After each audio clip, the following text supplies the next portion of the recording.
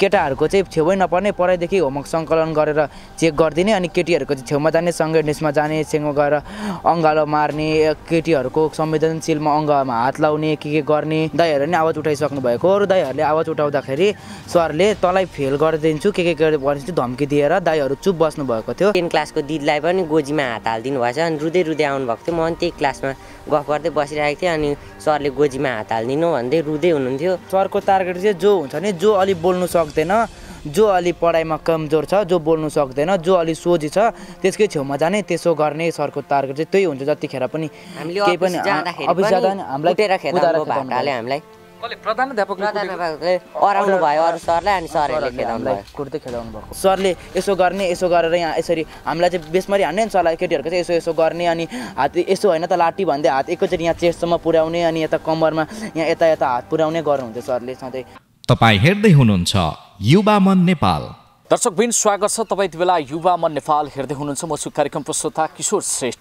दर्शकबिन हामीले झापाको कमल गाउँपालिकामा स्थित श्री शहीद धर्मभक्त माध्यमिक विद्यालयमा आफ्नै शिक्षकले विद्यार्थीहरूमाथि यौन दुर्व्यवहार गरेको विषयलाई उठान गरिरहेका छौँ र ती शिक्षक जसले विद्यार्थीहरूमाथि यौन दुर्व्यवहार गरेका थिए शालिग्राम पोखरेल उनलाई चाहिँ विद्यालय प्रशासनले कुनै पनि कारबाही गर्नुको साटो सरुवाको लागि सिफारिस मात्र गरेको छ र यो विषयमा जो पीडित विद्यार्थीहरू छन् उनीहरू न्याय खोजिरहेका छन् र यो आवाज उठाउनको लागि मद्दत गर्ने भाइहरू जसले बुलन्द आवाज उठाएका छन् ती शिक्षकका विरुद्धमा ती भाइहरूसँग आज हामी कुराकानी गर्न गइरहेका छौँ। आउनुहोस् उहाँहरूलाई स्वागत गरौँ। स्वागत छ भाइहरूलाई।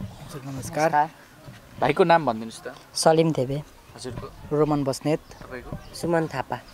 तपाईँहरूले चाहिँ पहिलोचोटि सरले आफ्नै विद्यार्थीमाथि संवेदनशील अङ्गमा छुने होइन अनि यौन दुर्व्यवहार गर्ने गतिविधिको विरुद्ध पहिलोचोटि बोल्नुपर्छ भनेर आवाज उठाउनु भयो होइन? हजुर हजुर हामीले पहिलोचोटि नै आवाज उठाएको हो। योभन्दा अगाडि नै हामीभन्दा अरू दाइहरूले नि आवाज उठाइसक्नु भएको अरू दाइहरूले आवाज उठाउँदाखेरि सरले तँलाई फेल गरिदिन्छु के भनेपछि धम्की दिएर दाइहरू चुप बस्नु भएको थियो अनि त्यो दाइहरूले भनेर त्यो दाइहरूको सपोर्टमा हामीले अहिले आवाज उठाएका हौँ।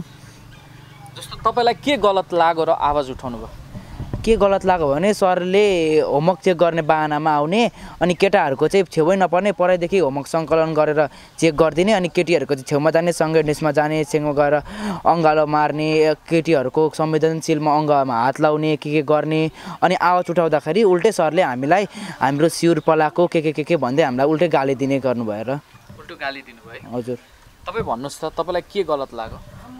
मलाई चाहिँ के गलत लाग्यो भने सरहरूले उल्टै अब त्यस्तो गल्ती गरेको सर भन्ने थाहा भई सरहरूले नै केही पनिस नगरिकन सिफारिस दिँदा पनि उता गाउँपालिकामा सिफारिस दिँदा पनि केही नभनिकन सरुवा मात्रै चाहिएको स्कुलमा केही भएको छैन भनेर त्यो निवेदन पेस गर्नुभएको रहेछ। अनि अब सर त पहिलेदेखि नै उस्तै हो भन्ने हाम्रो दाइहरू पढ्दा पनि हामीलाई त्यस्तो भन्नुहुन्थ्यो होइन होला भनेर हामी पनि त्यहीँ पढ्दै थियौँ। अहिले त अब पहिले पनि केटीहरूसँग घुलमिल भएर त्यो हिँड्ने अङ्गालो मारेर हिँड्ने ग्राउन्डमै कुन केटीहरूको अब गोजीमा हात हालिदिने त्यस्तो गर्नुहुन्थ्यो। अनि एकताल चाहिँ 10 क्लासको दिदीलाई पनि गोजीमा हात हालिदिनु भएछ अनि रुँदै रुँदै आउनु भएको थियो म पनि त्यही क्लासमा गफ गर्दै बसिरहेको थिएँ अनि सरले गोजीमा हात हालिदिनु भन्दै रुँदै हुनुहुन्थ्यो। अनि त्यहाँदेखि त्यति बेला चाहिँ कसैले केही भनेन। अहिले त अब हाम्रै क्लासमा यस्तो भयो अनि अब हामीले आवाज उठाएको। तपाईँहरूको क्लासमा चाहिँ कसलाई चाहिँ धेरै टार्गेट गर्नुहुन्थ्यो सरले थाहा छ कि? सायद अनुजा अनि मोनिकाहरूलाई टार्गेट गर्नुहुन्थ्यो। धेरै टार्गेट गरेर है उहाँको टार्गेट हुन्थ्यो है यसलाई यस्तो गर्छु भनेर। सरको टार्गेट चाहिँ जो हुन्छ नि जो अलि बोल्नु सक्दैन जो अलि पढाइमा कमजोर छ जो बोल्नु सक्दैन जो अलि सोझी छ त्यसकै छेउमा जाने त्यसो गर्ने सरको टार्गेट चाहिँ त्यही हुन्छ जतिखेर पनि एक दिन होइन सरको जहिले त्यस्तै हुन्थ्यो के। होमवर्क दिने होमवर्क गरेको छैन भने कुट्दाखेरि पनि त्यसरी त्यही टार्गेट कुट्दाखेरि केटाहरूलाई चाहिँ पर लट्ठीले केटा हातले नै ढाडमा ड्याम हान्ने अनि केटीहरूलाई चाहिँ जाने ढाड मर्चार्ने संवेदनशीलमा अङ्गमा हात लाने त्यसो गर्नुहुन्थ्यो। विद्यार्थीहरूले चाहिँ विरोध गर्थे गर्दैनथे? विद्यार्थीहरूले उनीहरू एक्लै छौँ भनेर विरोध गर्दैनथे अनि एक दिन हाम्रै साथीहरूले हामीलाई यस्तो गर्नुभयो भनेर हामीलाई चित्त नबजाएर हामीले आवाज उठाएको हौँ। आवाज उठाउँदा प्रधानाध्यापकले चाहिँ के भन्नुभयो? प्रधानाध्यापकले के भन्नुभयो भने सरहरूको पनि इज्जत हुन्छ बाहिर कुरा नउठाइदेऊ अभिभावकलाई नभन यिनीहरू बस्नुपर्छ बाहिर कुरा नजाओस् भनेर भन्नुभयो। जस्तो तपाईँलाई चाहिँ व्यवस्थापन समितिको अध्यक्ष होइन चक्र गुरुङले चाहिँ त मान्छे पनि कालो भित्र पनि कालो बाहिर पनि कालो तैँले यो सरको बेइज्जत गरिस् भनेर उल्टै थर्काउनु भएछ हैन? हजुर मैले सरलाई एकछिन अगाडिसम्म तपाईँले मलाई त्योभन्दा अघिल्लो दिन पनि सरले यसो यसो गर्नुभएको थियो भनेर मैले व्यवस्थापन समितिको अध्यक्षलाई भनेको थिएँ। अनि अध्यक्षले उल्टै नै तैँले चाहिँ गरिनस् भन्दै उल्टै मलाई गाली दिनुभयो होइन। अनि मैले त्यो युवा सङ्घको दाइहरू आएको बेला त्यो कुरा उठाएँ। अनि उठाइसकेपछि मलाई साथीले बोलाएर उता गएँ, मेरो साथी उनीले थियो। अनि मलाई चाहिँ त मान्छे पनि कालो, यो रोमन भन्ने त मान्छे पनि कालो, भित्र पनि कालो, बानी बेहोरा पनि जम्मै कालो भनेर भन्नुभएछ। तपाईँले के भन्नु? अनि मैले भनेको के कालो मान्छेले चाहिँ हामी कालो भएर कालो मान्छेले चाहिँ आवाजै उठाउनु नपाउनु, हाम्रो न्यायको लागि बोल्नै नपाउनु, तपाईँले के भन्नु खोज्नुभएको भन्दाखेरि चक्र सरले म यो भनाइमा केही पुष्टि गर्न ठान्दिनँ, त जे गर्नु मन छ गर्न सक्छिस् गर भनेर भन्नुभयो। मलाई उल्टै नै गाली तपाईँलाई दिए। कसैले साथ सहयोग गर्नु भएन? कसैले केही पनि गर्नु भएन। युवा सङ्घको दाइहरूले गर्नुपर्छ, आवाज उठाउनुपर्छ, केस गर्नुपर्छ, यसरी भेदभाव गर्नु हुँदैन भन्नुभयो। चक्र सरसँग कुरा गर्दाखेरि यो भनाइमा म केही पुष्टि गर्न चाहदिनँ, त आफू जे गर्न सक्छिस् गर, जान्छस् गर भनेर भन्दै उल्टै मलाई गाली दिनुभयो चक्र सरले। तपाईँहरूले चाहिँ होइन विद्यालयभित्र एउटा शिक्षकले होइन आफूले पढाउने विद्यार्थीहरूलाई चाहिँ संवेदनशील अङ्गहरूमा छुने त्यो खालको गतिविधि गर्ने देखिसके पछाडि यो चाहिँ अति नै भयो भनेर आवाज उठाउँदा उल्टो तपाईँहरूलाई चाहिँ रङ्गभेद गर्नुभयो। कालो मान्छेले कालै उयो गरिस्, तैँले यो नहुने कुरा उठाइस् भनेर गर्नुभयो। प्रधानाध्यापकले यो आवाज उठाउन सहयोग गर्नु भएन? प्रधानाध्यापकले केही पनि भन्नु भएन। प्रधानाध्यापक त चुपचापले बस्नुभयो। अनि केही पनि अफिस जाँदा हामीलाई कसले? प्रधानाध्यापकले अराउनु भयो अरू सरलाई, अनि सरहरूले खेदाउनु भयो, कुट्दै खेदाउनु भएको। कसले कुटेको त्यसरी? कुन सरले कुटेर खेदाएको?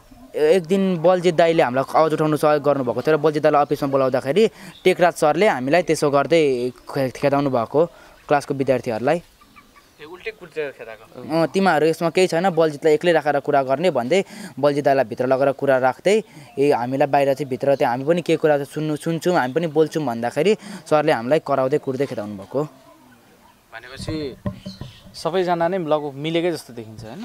हजुर सबैजना मिलेकै जस्तो। समितिकोले उल्टो थर्काउने, प्रधानाध्यापकले सर लगाएर कुट्न खेदाउने, कुटेको भन्दै आरोप लगाउनु। सरले हामीले होमवर्क नगरेर यस्तो गरेको भन्दै भन्नु। हामीले होमवर्क नगरेर हामीले सरसँग सरले हामीलाई कुटेको रे। अनि हामीलाई सरको निजी रिस भएर हामीले केटीहरूको सहयोग लिएर हामीले सरलाई फसाएको रे भनेर उल्टै सरले हामीलाई आरोप लगाउनु भयो त्यसो भन्दै। अनि अझै 5 जना केटीलाई मात्रै अफिसमा लगेर होइन शुक्रबारको दिन मिटिङ लगाउनु भयो अरे। अनि बाहिरबाट हामी हेर्छौँ भन्दाखेरि पनि हामीलाई हेर्नु नदिएको।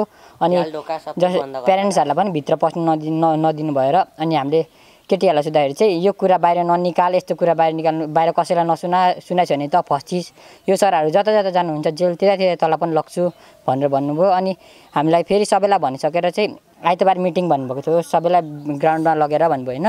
अझै आइतबार चाहिँ फेरि नबोल्नु सक्ने मान्छेहरूलाई केटीहरूलाई चाहिँ कल गरेर शनिबार आउजा, शनिबार मिटिङ गर्ने भनेर भन्नुभयो। फेरि सरहरूले पनि डिसिजन चेन्ज गर्नु खोज्नुभयो सरहरूले नि। भनेपछि तपाईँहरूले साथ पाइन्छ भनेर साथ खोज्दाखेरि पनि कसैले गरेनन् होइन। र जति अब आवाज उठाउँदै जानुभयो अन्तिममा चाहिँ जो दोषी भन्नेको शिक्षक छन् तिनलाई यो विद्यालयबाट अर्को विद्यालयमा ट्रान्सफर गर्यो, सक्यो। उनीहरूले यसरी मिलाउनु यति नै भयो। सरहरूले के भन्नुभयो भने हाम्रो कारबाही यति नै हो, केही पनि हामी भन्दा अरू केही पनि गर्न सक्दैनौँ भन्नुभयो। सरहरूले निवेदन लेख्नुभएको थियो अरे, निवेदनमा चाहिँ हामी ट्रान्सफर गरिदिनु पर्यो भनेर मात्रै लेख्नुभएको थियो अरे। त्यसबाट के कारणले ट्रान्सफर गर्ने केही पनि लेखेको थिएन अरे निवेदनमा चाहिँ। कसले भनेको? त्यो हामीलाई यता बाहिरको युवा सङ्घको दाइहरूले भन्नुभएको हेर्नुभएको अरे त्यो पत्र हेर्दाखेरि। त्यो चाहिँ तपाईँहरूलाई उहाँहरूले सुनाउनु भयो त्यसरी? उहाँहरूले तपाईँहरूलाई चाहिँ शालिग्राम पोखरेलले चाहिँ गल्ती गरेकै हो होइन? हामीले खुद देखेको दिनदिनै होइन। सरले त अनि कति सरले त सरको बानी पनि हुनसक्छ भन्नुभयो कि बानी हो नि त त्यो बानी त केटामा पनि हुनुपर्छ नि। केटामा त सरले कहिले आउनु हुँदैन त केटाको छेउमा पनि। केटीहरूको छेउमा गएर चाहिँ केटीहरूको संवेदनशीलमा हात हाल्ने, कुट्दाखेरि पनि बिस्तारै गरेर सरले यसो गर्ने, यसो गरेर यहाँ यसरी हामीलाई चाहिँ बेसमरी हान्ने नि सरलाई। केटीहरूको चाहिँ यसो गर्ने, अनि हात यसो होइन त लाठी भन्दै हात एकैचोटि यहाँ चेस्टसम्म पुर्याउने, अनि यता कम्मरमा यहाँ यता हात पुर्याउने गर्नुहुन्थ्यो सरले सधैँ। अनि एक दिन मेरो बहिनी सुरुचोटि स्कुल जाँदाखेरि सरले मास्क लगाएको थियो नयाँ पो रहेछ के भन्दै आफै मास्क खोलिदिएर यसरी गाला सुमसुमाउने के गरिदिने होइन। अनि यता हात लाउने के गरेर गरौँ। अनि मैले सरलाई भने सर पछाडि पनि अरू विद्यार्थी छ त त्यही उन मात्रै देख्नुभयो भन्दाखेरि सरले उल्टै मलाई गाली गर्नुभएको थियो त्यतिखेर पनि। सरले त चुप लागेर बस किन बाटो हुन्छिस् भन्दै गाली गर्दै सरले अरूलाई केही नगरिकन सर अगाडि पढाउन जानुभयो। जस पहिलेबाट नै यो विषयमा आवाज चाहिँ उठाउनुपर्छ भन्ने थियो, तर जसलाई त्यस्तो गर्यो त्यो पनि बोल्न चाहिँ सक्दैन थियो कोही पनि है। उनीहरू कोही पनि बोल्न सक्दैन थियो। एक दिन त हामीले सरलाई क्लासमा नै आवाज उठाउँदाखेरि केटीहरू कोही पनि डराएर बोलेनन्। हामीलाई डर लाग्यो सरको छेउमा। अब हामी बोल्छौँ, भोलि बोल्छौँ भनेर हामीले त्यो दिन त्यत्तिकै सकेर भोलिपल्ट हामीले सरको बारेमा आवाज उठाएको हौँ। अब होइन तपाईँहरू के चाहनुहुन्छ? जस्तो सरलाई स्कुलबाट त निकाल्यो होइन, अब फेरि तपाईँहरू त त्यहीँ पढ्ने हो, प्रधानाध्यापक व्यवस्थापन समितिको अध्यक्ष तिनै व्यक्तिहरू छन्। तपाईँहरूले यसरी बोल्यो भनेर बा तपाईँहरूलाई अझै पेल्ने पो हुन् कि डर लागेको छ कि? त्यो अध्यक्षले चाहिँ के भन्दै हुनुहुन्थ्यो अरे भने हाम्रो भविष्य देख्दैन अरे, हाम्रो भविष्य सरहरूले देख्दैन अरे भनेर, सरहरूले हाम्रो भविष्य देखिँदैन अरे भनेर भन्दै हुनुहुन्थ्यो। त्यो अध्यक्षज्यूले त्यसो भन्नुभएको थियो हामीलाई। हाम्रो भविष्य राम्रो छैन अरे, हाम्रो भविष्य देख्नु हुँदैन अरे भनेर भन्दै हुनुहुन्थ्यो। त्यसको मतलब सरले के हामीलाई फेल बनाइदिनु खोज्नु भएको हो क्लासमै कतिचोटि त्यसो भन्दाखेरि त तपाईँहरूलाई डर पनि छ होइन? अब अगाडि नै बल्जी दाइलाई पनि त्यस्तो फेल बनाइदिएको बनाइदिँदै गरिराख्नु सरले पनि। त्यो बल्जी दाइले 8 क्लासमा आवाज उठाउँदाखेरि युविक दाइ र बल्जी दाइ भन्ने हुनुहुन्थ्यो।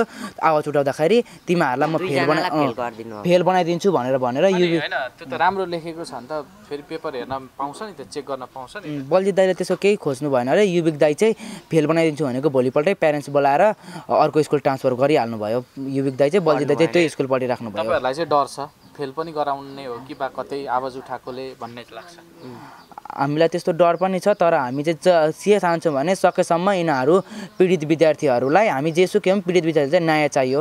त्यो सरलाई त्यसरी निकालेर मात्रै हुँदैन। अर्को कमला मावि स्कुलबाट पनि यही कारणले सर यहाँ ट्रान्सफर भएको भन्ने हल्ला सुनिएको छ। अर्को स्कुलमा पनि गएर अरूको दिदी बहिनी छोराछोरीलाई यस्तो गर भने यसको जिम्मेवारी चाहिँ को हुन्छ भन्ने हाम्रो चाहिँ यो भनाइ हो। सरहरू कसैले यसको जिम्मेवारी हामी लिन्छौँ, हामी केही गर्छौँ भन्नु भने हामीलाई ट्रान्सफर गर्दा पनि खुसी छ। त्यति गर्दाखेरि अरू विद्यार्थी पनि अरू विद्यालयमा गएर यसै गर्नुभयो भने त्यसको जिम्मेवारी चाहिँ को लिन्छ भन्ने चाहिँ हाम्रो भनाइ छ। त्यस्तो गरेको होइन। तपाईँ अन्तिममा के भन्नुहुन्छ? अन्तिममा अब सरले चाहिँ त्यत्तिकै छोड्नु हुँदैन सरलाई। हामीलाई अब साह्रै नै पेल्नु भएको छ। अब सिउर चढेको बोकाहरू तिमीहरू बिग्रेर तिमीहरूलाई होमवर्क गर्दा कुटेर यो रिस पोखेका अहिले भन्दै हामीलाई के भन्नु हुँदैछ अरे। सरहरूले पनि त्यसो भन्ने हामीले सुन्दैछौँ। तपाईँ के भन्नुहुन्छ? यो सरलाई चाहिँ स्कुल पढाउनु अधिकारै नहोस्। अब जस्तै अरू स्कुलमा गएर पनि केटीहरू त हुन्छ नै, अरू स्कुलमा केटीहरूलाई त्यस्तो गरिन्छन् होला। अरू त सबै हामी जस्तो बोल्ने पनि सक्ने हुँदैन। भरे डरले केटीहरूले पनि नबोल्नु सकेको हुन्छ। अनि भरे त्यत्तिकै तिनीहरूलाई भोलि पछि ठुलो कारण पनि हुनसक्छ सरहरूले। त्यही भनेर त्यो सरलाई स्कुलै पढाउनु अधिकार नहोस्। पक्कै पनि दर्शकबिन, जम्मा 9 कक्षामा पढ्ने भाइहरूले यसरी आफूसँगै पढ्ने दिदीबहिनीहरूमाथि भएको व्यवहारको जुन व्यवहार भन्दा पनि दुर्व्यवहार, त्यो पनि यौन दुर्व्यवहार गर्दाखेरि खुलेर हेर्न सक्नु भएन र आवाज उठाउनु भयो।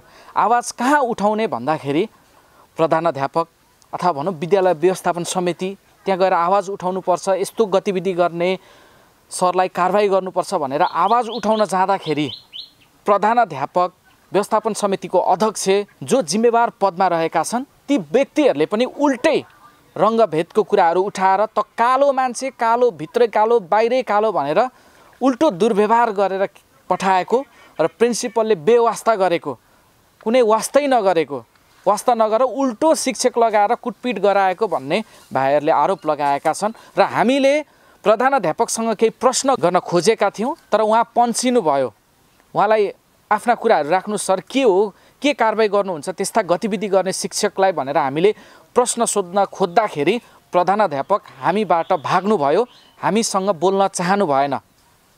पक्कै पनि यस्ता शिक्षक र सम्बन्धित जो पनि जिम्मेवारीपूर्ण पदमा रहेर गैर जिम्मेवारीपूर्ण काम गरेका छन् ती सबैलाई कानुनको दायरामा ल्याएर कारबाही गर्नुपर्छ भन्दै आजको हामी यो कुराकानीको अन्त्य यहीँ गर्न चाहन्छौँ। तपाईँहरूलाई के कस्तो लाग्छ आफ्नो प्रतिक्रिया कमेन्ट बक्समा राखिदिनु होला। हस्त, नमस्कार।